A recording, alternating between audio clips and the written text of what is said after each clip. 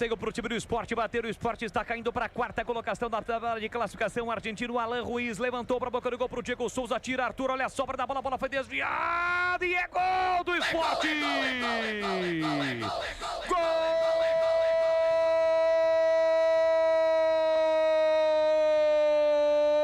Gol do Sport Recife! Estarei.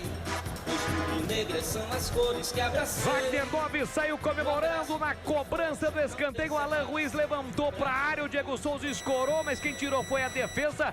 No rebote, a bola tocou sem querer no Wagner Love em posição, em princípio, legal, porque o Arthur dava a condição e entrou no cantinho do Kaique França, que ainda tentou evitar, mas não conseguiu. Meio que sem querer o gol do Wagner Love. O chute que saiu de fora da área. Os jogadores da Ponte reclamam que na cobrança do escanteio a bola havia saído.